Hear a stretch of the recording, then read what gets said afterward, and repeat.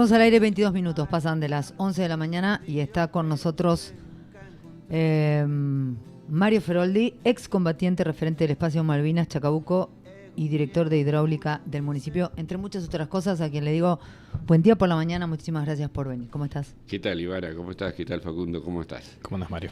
Momento de mucho movimiento, de mucho volver para atrás, de... Sí.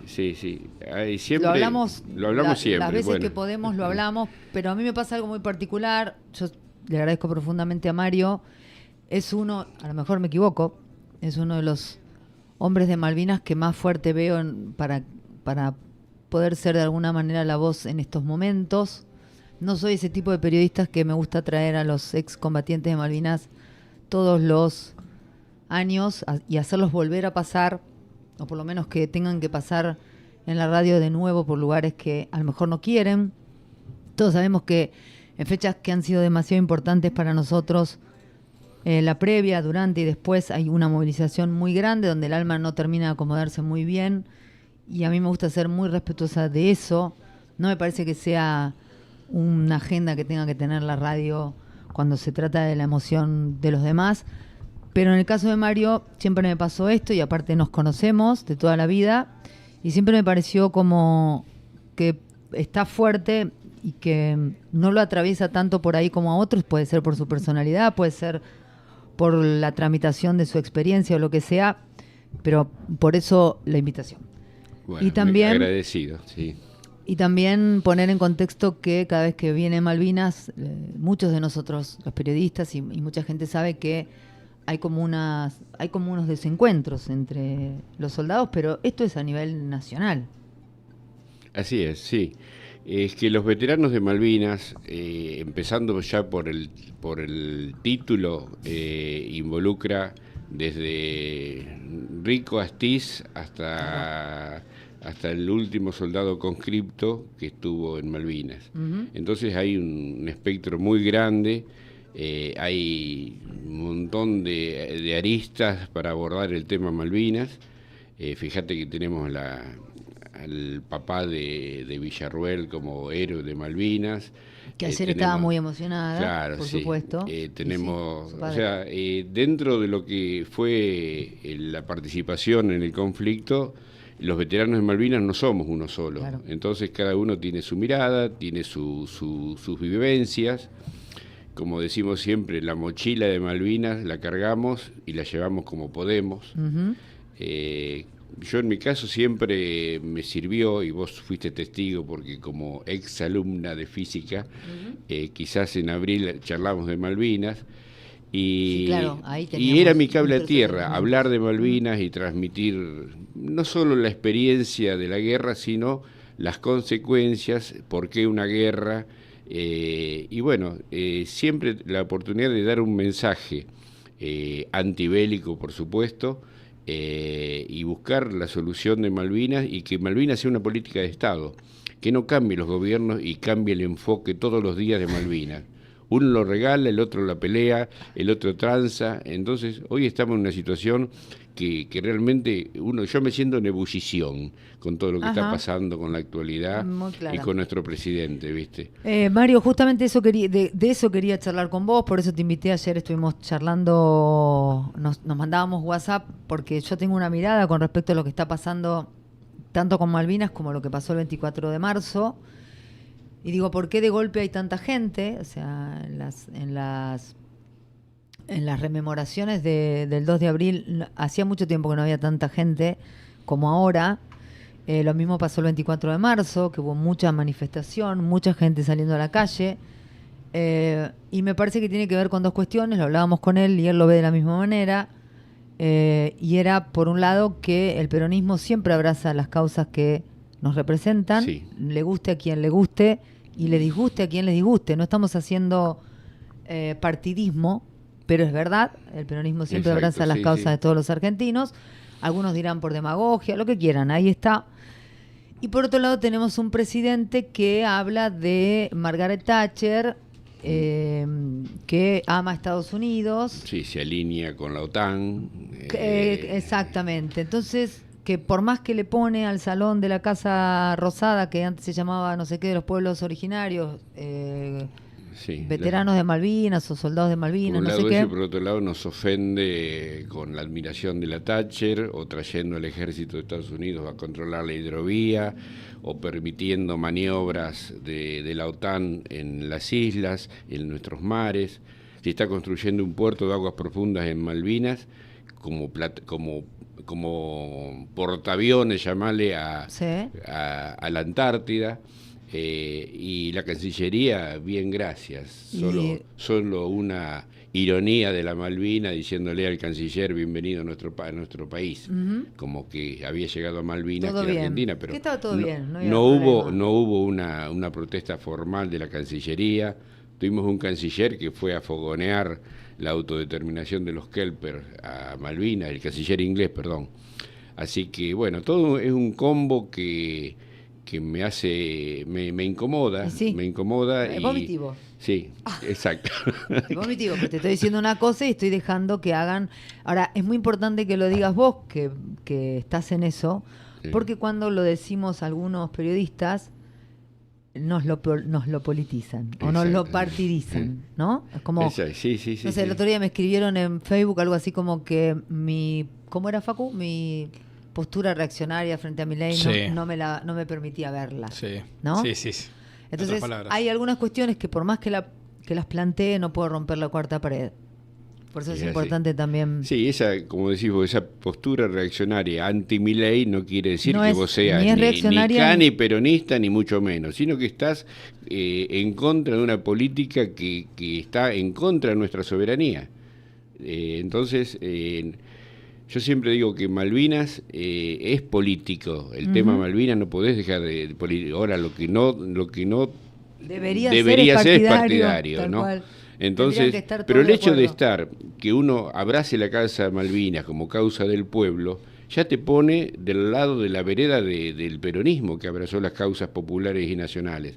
Entonces, le pese a quien le pese, incluso vos me preguntabas el porqué de tanta gente en la vigilia, el porqué tanta gente en los actos. Yo creo que Darío convoca, Darío acerca, Darío abraza la causa de Malvinas, y eso se ve. Nos estaba contando Mario fuera de micrófono que Darío persona, no el intendente, Darío persona, siempre ha estado, desde siempre que fue tiene un amigo recuerdo, de la causa, sí. Yo tuve la oportunidad bueno, yo fui un socio fundador del CECIM La Plata, de lo cual me llena de orgullo, porque es un centro que ha logrado ha tenido muchos logros en la política de Malvinas, desde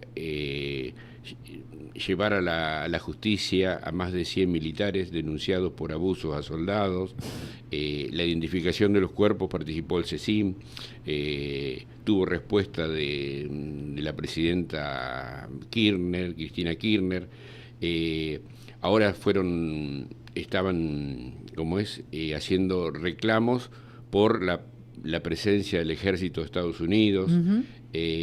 O sea, están trabajando en todas las causas que surgen de relatos de soldados al regreso al continente, de abusos, maltrato y hasta asesinatos de soldados. Hay denuncias de 2 muertes que se produjeron en Malvinas que no fueron producto de enfrentamiento con el inglés.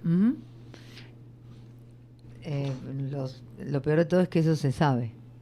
Sí, y ya te digo, son causas que en un momento la justicia no le dio curso a que sean delitos de lesa humanidad, se logró que sí lo sean, y entonces ahora se está tramitando, pero llevamos 42 años, Ivana. ¿Te parece que está adormecida la justicia en ese caso? Entonces, por Dios, hay nombre, apellido.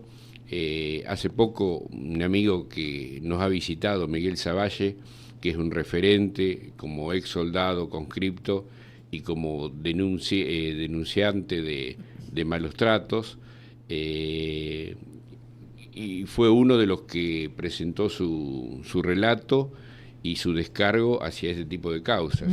Entonces, hablar de Malvinas, hablar de dictadura y hablar de derechos humanos es todo una mega causa, ¿no? Mario, como excombatiente, cuando Milei habla de Malvinas, ¿le crees? No, Milei generalmente, yo ayer cuando di unas palabras en el acto, mencioné que todos los gobiernos de ultraderecha y liberales, empezando por Menem y el Pacto de Madrid, por Macri y el famoso Forador y Duncan, que fue un acuerdo que, fíjate vos, se hizo famoso porque lo acusaban al canciller de haber firmado borracho, pero no por el contenido, que fue una entrega de soberanía que no pasó por el Congreso. También, claro, el señor.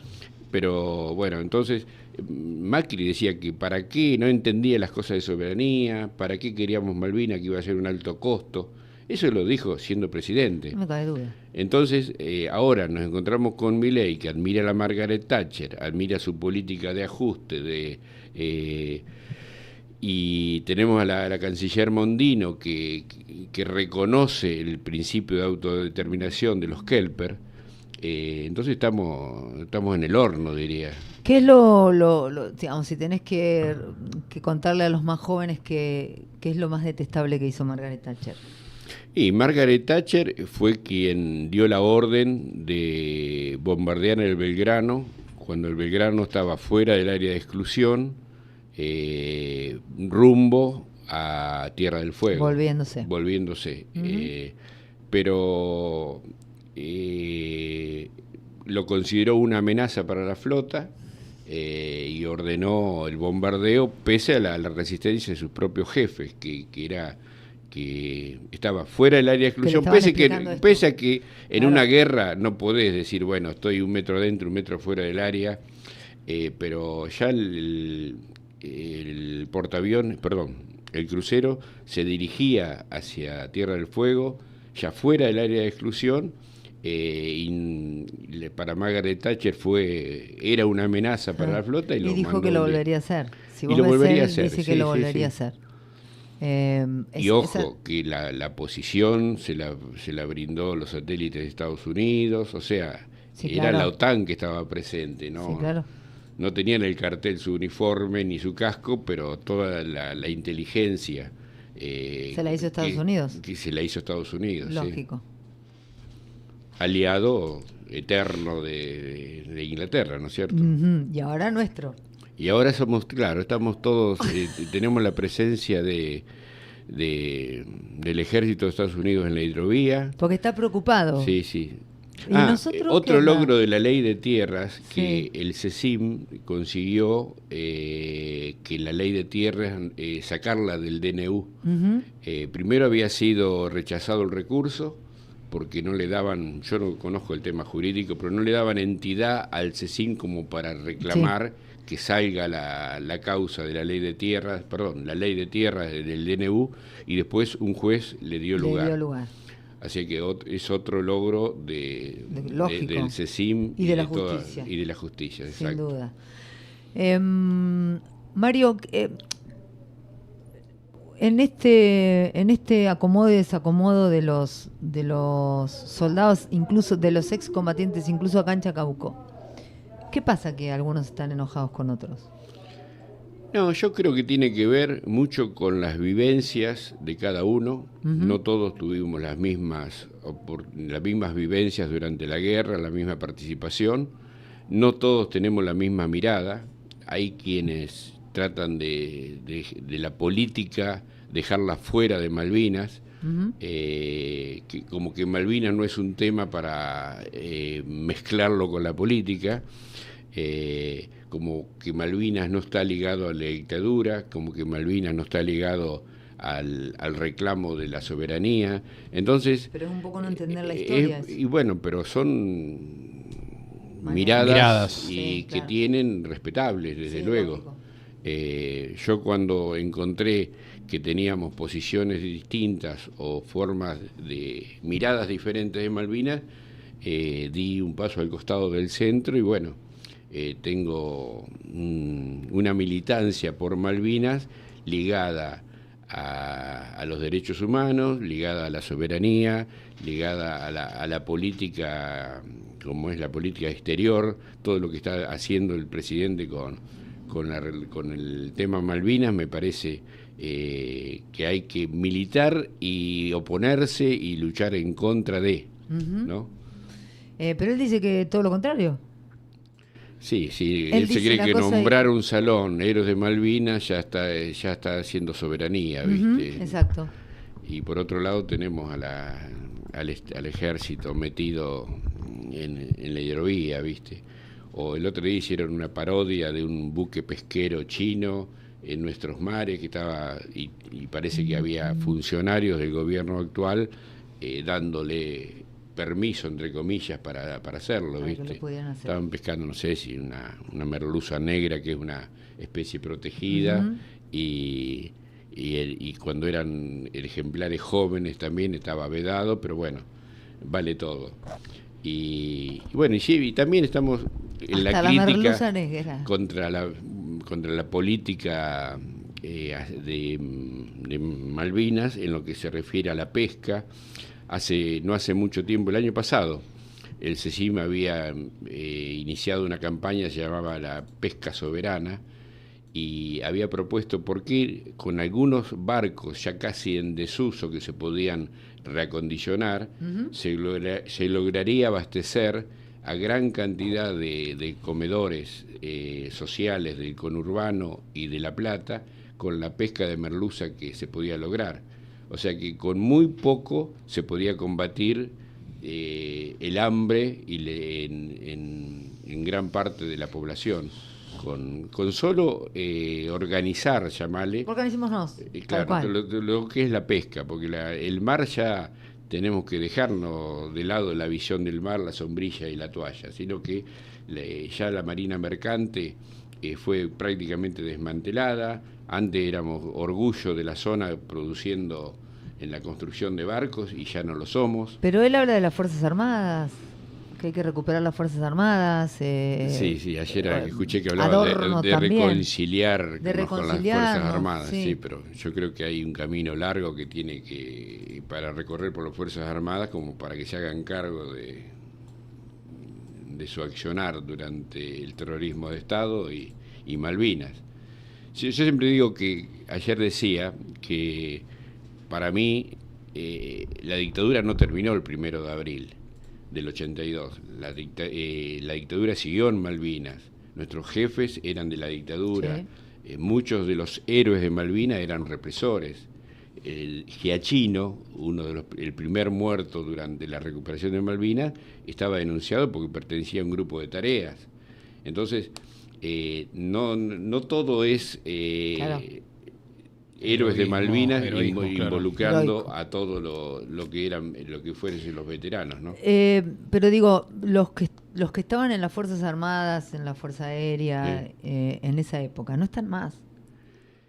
Pero quienes siguieron, quienes están al mando siguen mirando estamos viendo que así. Ya pasaron 40 años, pero mucho de lo que eran los oficiales jóvenes, no te digo los coroneles, generales y todo, pero todos los que eran teniente, mayor, todavía están ahí. Y la mirada de ellos sigue siendo la misma, claro. ¿Viste? Ya te digo, en Malvinas se torturó a soldados por robar comida o por matar una oveja. Sí. Se torturó a un soldado o se lo estaqueó por ser judío o por ser rubio de ojos celestes, o por, ya te digo, o dormirse en una guardia producto de después el estrés de la guerra. Después los tenían que mandar al frente y los el estrés de la guerra también. Durante la guerra hubo soldados que nosotros hacíamos, en nuestra posición éramos 4, te hacíamos 6 horas continuas de guardia. Y no era una guardia viendo a las chicas pasar por la vereda del Regimiento 7, era una guardia que tenía que tener 5 sentidos puestos en detectar si había algún movimiento entre medio de la niebla, porque a nosotros nos llegaba, la posición nuestra nos llegaba, hay una alerta violeta y era la posibilidad de que haya anfibios, porque habían detectado movimientos en el mar. Entonces teníamos que tener, no era una guardia, viste, así placentera, era una guardia que tenía toda la presión y toda la exigencia que requería en ese momento, porque tenía tus compañeros que vos tenías que velar por ellos también, ¿viste?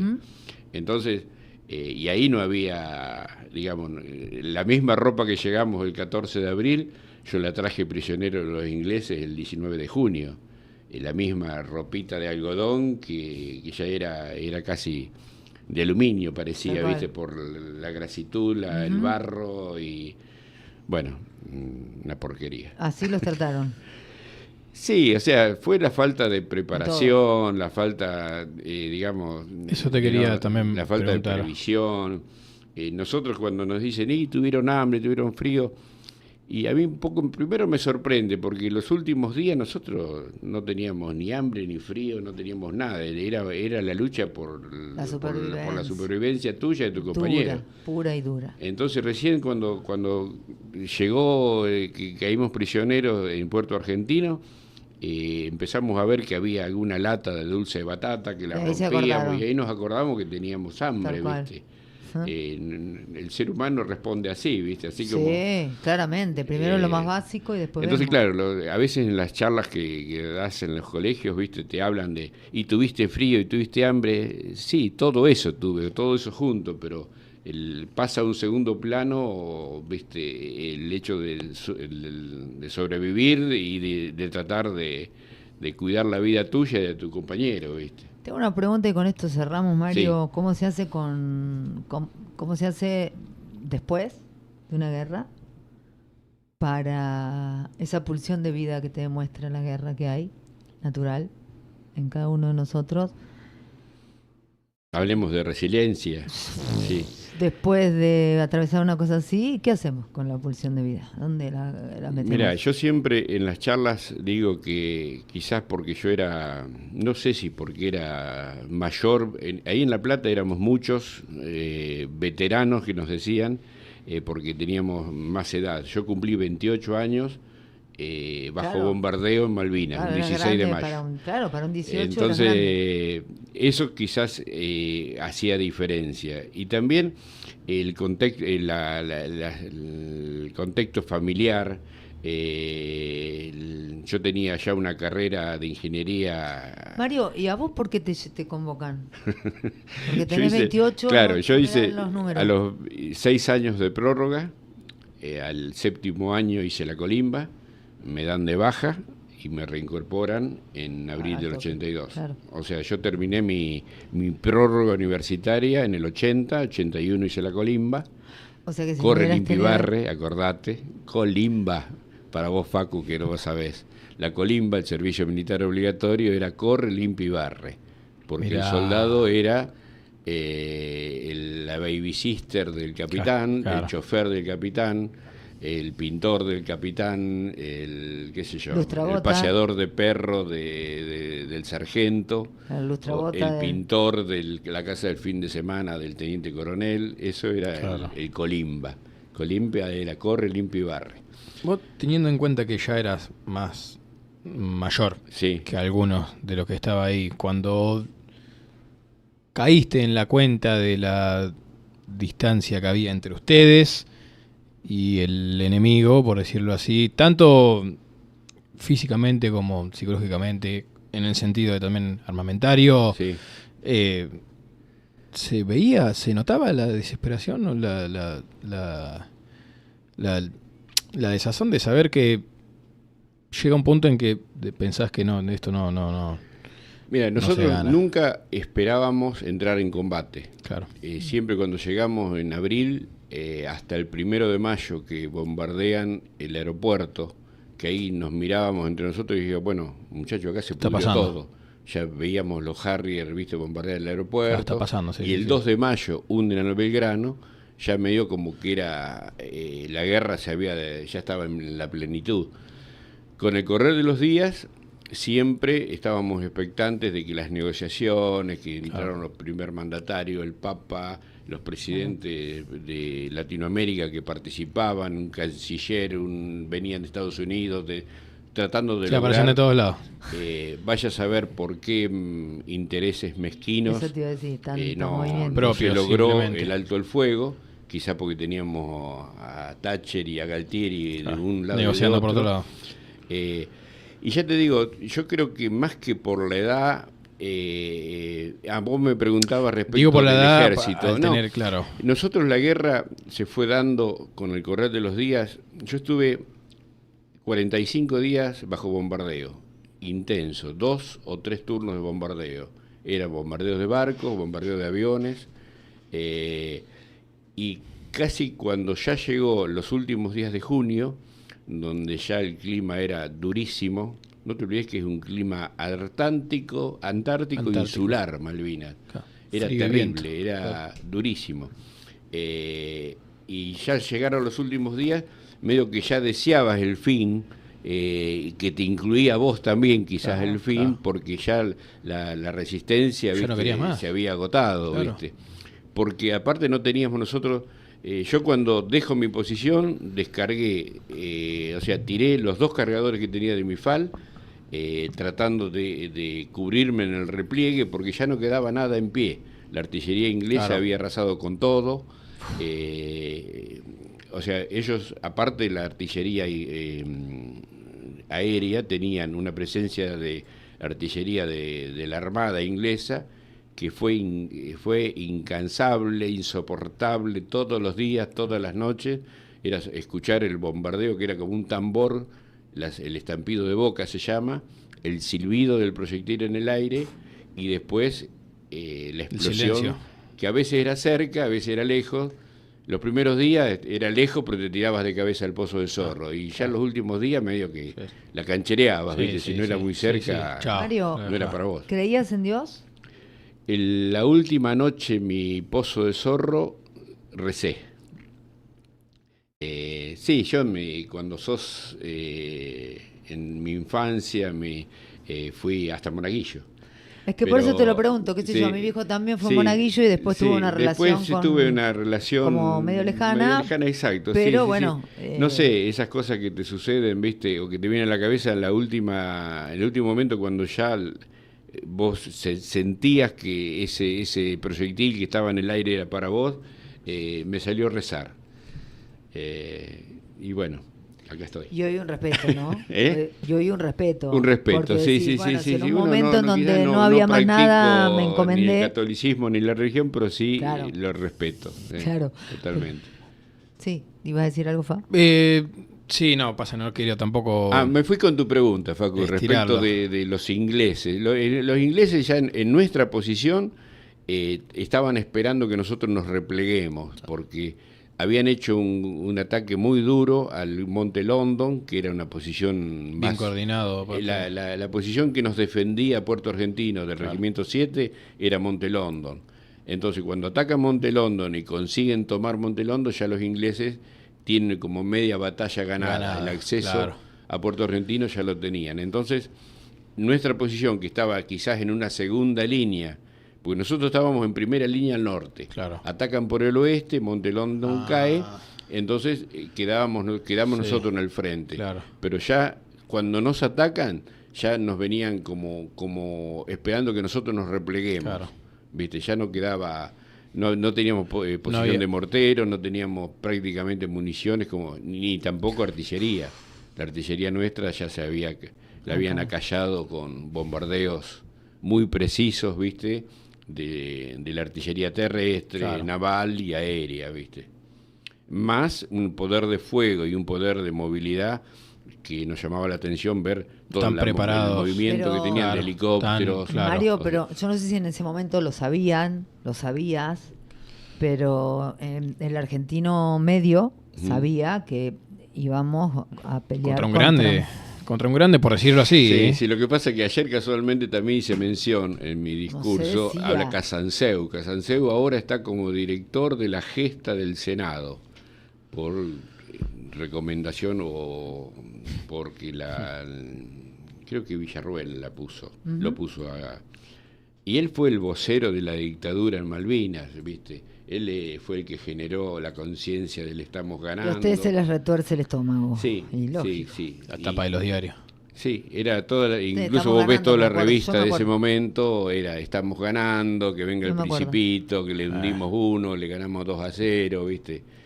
Toda así era la propaganda. Y bueno, después de eso, nos hicieron firmar como un pacto de silencio en el cual nos decían que la sociedad y nuestra familia no nos iban a entender que nosotros contemos lo que habíamos pasado. Les hicieron firmar. Nos hicieron, sí, hay un pacto de silencio firmado. Sí, lo sé, pero sí. ¿Qué decía? Que si hablaban y que justamente eso, que la sociedad no nos iba a entender, que nosotros habíamos dado todo, que era mejor el silencio y no revivir la experiencia y dar a sacar a la luz todas las falencias que habían tenido durante el conflicto. Y bueno, tal es así que yo hoy te contaba fuera de línea del aire que hubo en la desclasificación de archivos que hace Juancito Yazarreta, estábamos como investigados por nuestra actividad post-Malvinas, porque nos seguíamos reuniendo y hablando de Malvinas. Claro, no vas a hacer cosas que hablaban del pacto. Eso incomodaba, ¿viste? Y lógico. Nosotros éramos inconscientes de eso, nosotros lo hacíamos como una cosa natural, y yo ya te contaba hoy que era una necesidad, primero, juntarme con mis compañeros de combate.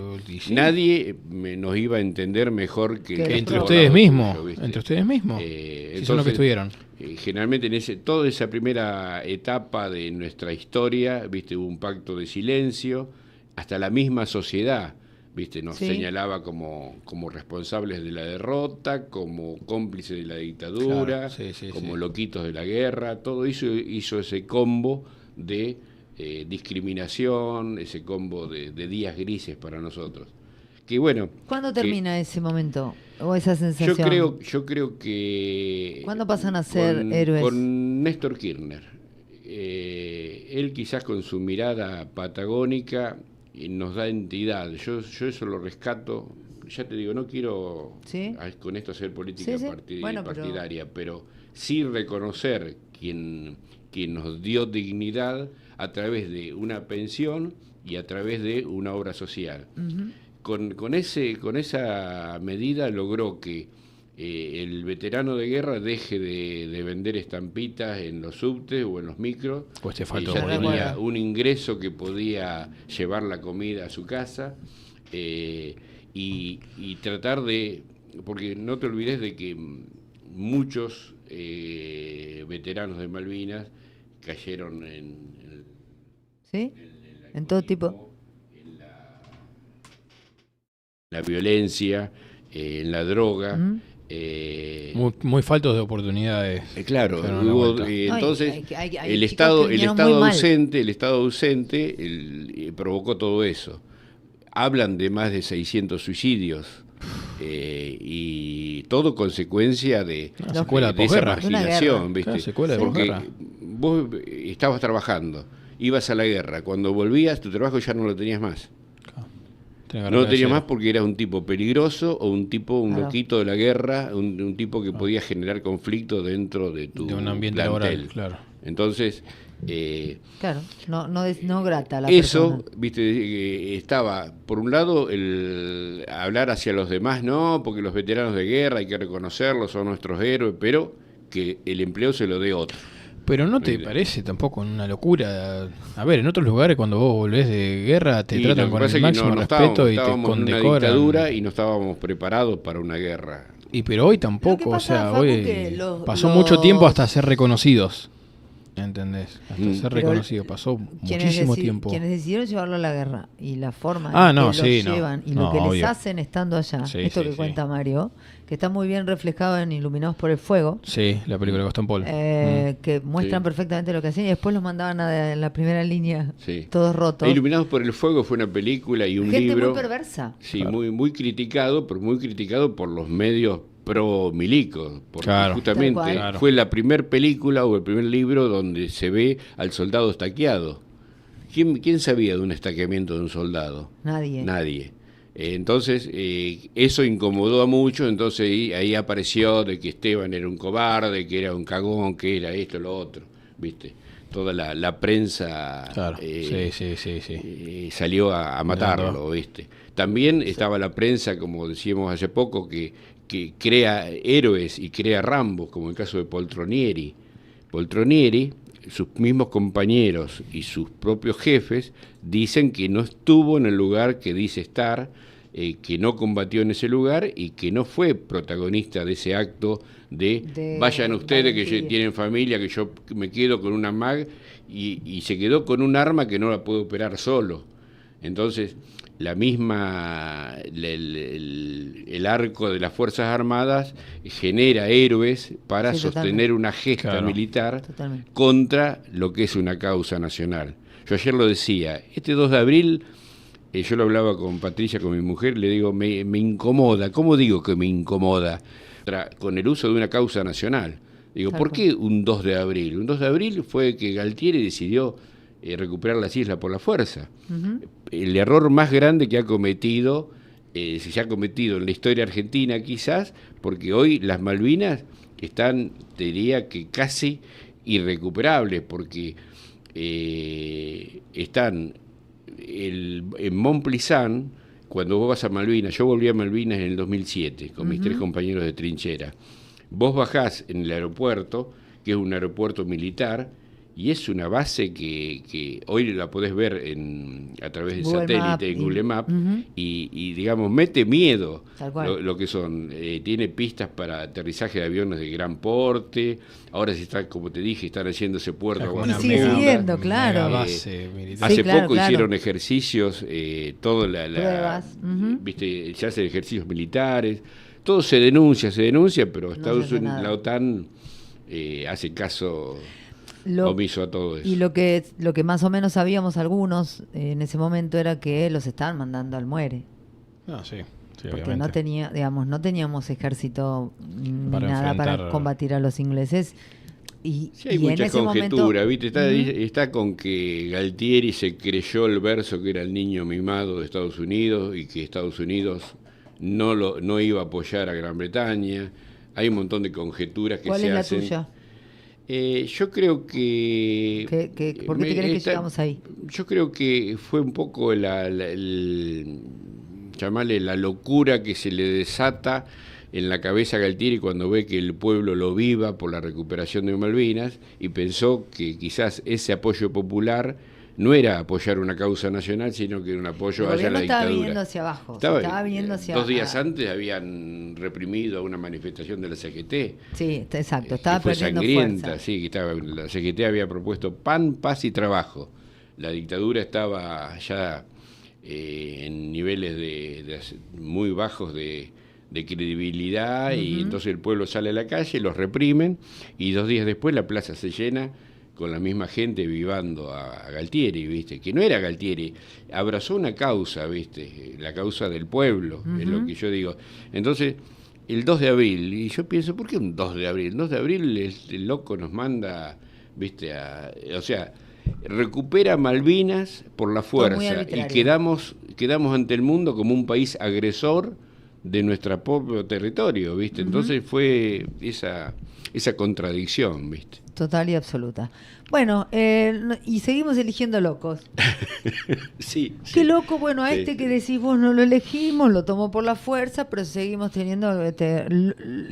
Yo a veces me cuesta creer todo lo que... las medidas que, bueno, aparte de lo que hace la economía, que no es lo que yo quiero hablar, pero sí lo que hace a la soberanía. Estás hablando de la ley de tierras, estás hablando de ejercicios militares de la OTAN en nuestras islas, de convenios pesqueros. No está hablando de eso. De la autodeterminación de los pueblos, le está dando entidad a eso, cuando es la principal pata que se agarra el gobierno de Gran Bretaña para reclamar, ¿viste?, la soberanía. Yo siempre digo que hay 2 cosas que para mí son las más importantes de un país, que son la soberanía y la educación.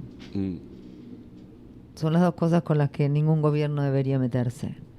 Y este gobierno está haciendo como una cortina discursiva, en donde dice que no sé qué, no sé cuánto, y atrás está haciendo todo un movimiento, negocios, permitiendo un montón de... Todo negocio. Todo tipo de negocios. Sí, yo como te dije hoy, Menem, Macri y Milei, es todo... Malvinas es una moneda de cambio, ¿viste? Es todo sí, claro. Negocio, todo negocio. Sí, pero siempre para los otros. Para los otros, desde ya, no es solamente decir, bueno, te dejo Malvinas. Claro. Eso equivale a crear una cuenta en un paraíso fiscal, ¿viste? Exacto. Es siempre para los otros, no podemos ni siquiera negociar con lo que era nuestro, con lo que era nuestro. Gracias, Mario, como siempre. Un placer. Gracias por la invitación. Te das cuenta que me gusta hablar, de que agradecido por la invitación y la oportunidad de poder transmitir ese mensaje de lo que es Malvinas. Malvinas es dictadura. Malvinas hay un reclamo de derechos humanos y Malvinas es soberanía. Hoy los soldados están incómodos con este gobierno. Sí, los totalmente. Los combatientes están incómodos con esto. No y fíjate todo el tema de la suspensión del acto por los costos de un desfile, que yo por un lado agradezco porque no hubiese soportado ver a represores desfilando disfrazados de veteranos de guerra. Tal cual. Entonces, bueno, por un lado hay que tener estómago. Sí. Tal cual. Gracias, como siempre. No, gracias. Nos despedimos con él. 3 minutos pasan de las 12 del mediodía. Que pasen una hermosa tarde. Nosotros nos volvemos a escuchar y a ver mañana. Chao.